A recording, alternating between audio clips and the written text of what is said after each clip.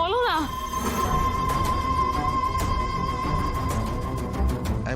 পরেরটা চালান, এটাই কিছু নেই। থামো থামো থামো, একটু জুম করো। এই তো, এই জায়গাটা তো আমি চিনি।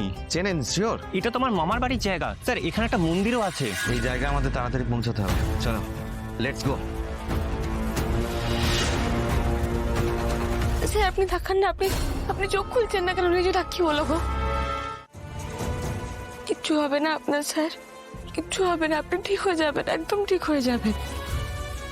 একবার তাকান না স্যার আমার দিকে, একবার শুধু তাকিয়ে বলুন আপনি ঠিক আছেন। একবার তাকান স্যার প্লিজ। আপনারা নমস্কার পুরোহিত মশাই। আপনারা এখানে এসেছেন কি রাধাকৃষ্ণ দর্শন করতে, না কোনো জরুরি কাজে? বাইরে কেউ যেন এসেছে। পুরোহিত মশাই কি কারোর সঙ্গে কথা বলছেন?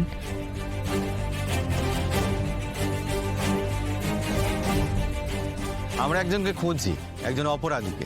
অপরাধী? হ্যাঁ, নিজের স্ত্রীর হত্যার দায়ে উনি বিচারাধীন ছিলেন। কোর্টে যাওয়ার পথে উনি পালিয়েছেন।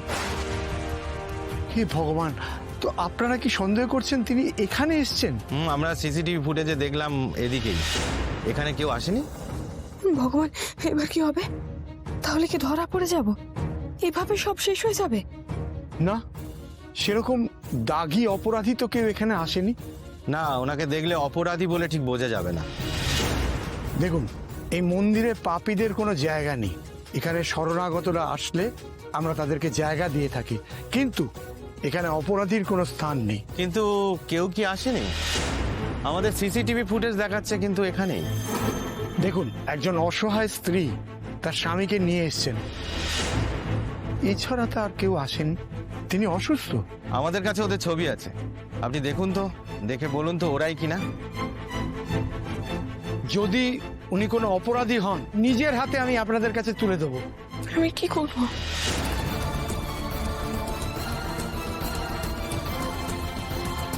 স্যার, আচ্ছা স্যার, স্যার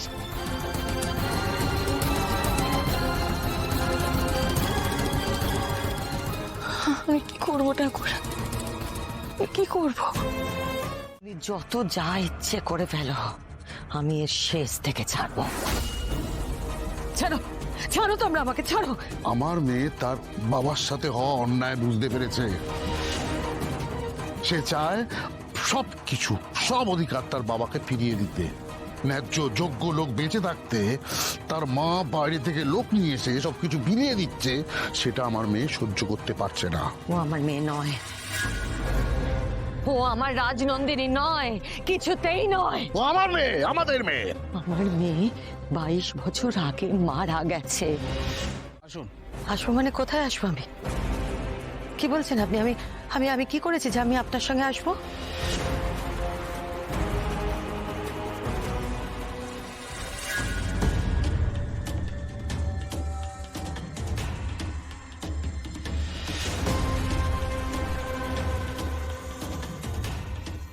আশেপাশে কোথাও তো পাওয়া যায়নি ওদের। সে কি? হ্যাঁ, যেমন অসুস্থ বললেন, বেশি দূর তো পালানো অসম্ভব, তাহলে এখানেই কোথাও গা ঢাকা দিয়ে আছে।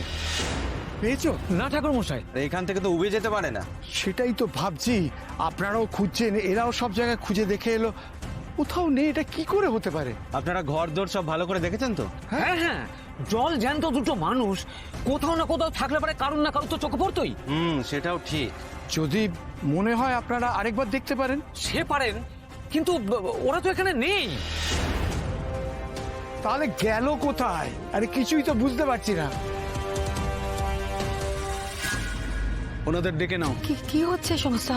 আমি কিছু বুঝতেই পারছি না, কি হচ্ছে সব। এইভাবে আপনারা আমার বাড়িতে কি করে তুমি প্লিজ একটু শান্ত হবে মা, প্লিজ। কে মা? হ্যাঁ, কে মা? মিথ্যেবাদী, ঠক। আবার কিছু প্ল্যান করেছো তোমরা, না? আবার কিছু প্ল্যান করেছো তোমরা। এই সমস্ত মিথ্যে, মিথ্যে, সব মিথ্যে। ও আমার মেয়ে নয়, ও আমার মেয়ে নয়। দেখছেন তো মায়ের কি অবস্থা হয়েছে। আমি এই পরিস্থিতিতে কি করব আমি সত্যিই জানি না, কি হবে। আমি তো তোমাকে ঘরে রেখে এসেছিলাম। কি দেখুন বেরিয়ে এসছে। আমি দেখুন না আমাকে মারলো, এখনো রক্ত বন্ধ হচ্ছে না, মাঝে মাঝে ভায়োলেন্ট হয়ে যাচ্ছে। না, না এই সমস্ত মিথ্যে, এই সবটা মিথ্যে। আপনারা প্লিজ ওর কোনো কথা বিশ্বাস করবেন না, ও আমার মেয়ে নয়। দেখছেন তো অফিসার, এটাই আমার সমস্যা। আমার ডিএনএ টেস্ট হয়েছিল, এই যে রিপোর্ট পজিটিভ। আমি না ভাবতেও পারিনি এর পরেও মায়ের এতটা ডিটোরিয়েট করবে, বা আমি সত্যি ভাবতে পারিনি। দেখেছেন তো অফিসার কি অবস্থা? এভাবে চলতে থাকলে তো ও নিজেও ঠিক থাকবে না। না, আমার স্ত্রী আমাকে মেরেছে ঠিক আছে, কিন্তু বাড়িতে তো আরো কাজের লোক আছে না, তাদের যদি কিছু একটা হয়ে যায়।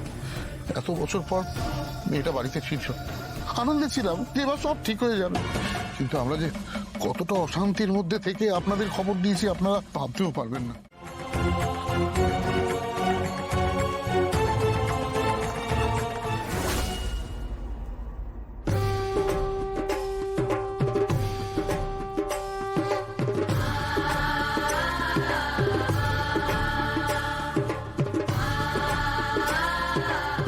জানি না ঠাকুর কপালে কি লেখা আছে, তবে আমি নিজের কাছে পরিষ্কার, আমরা সত্যের পক্ষে আছি।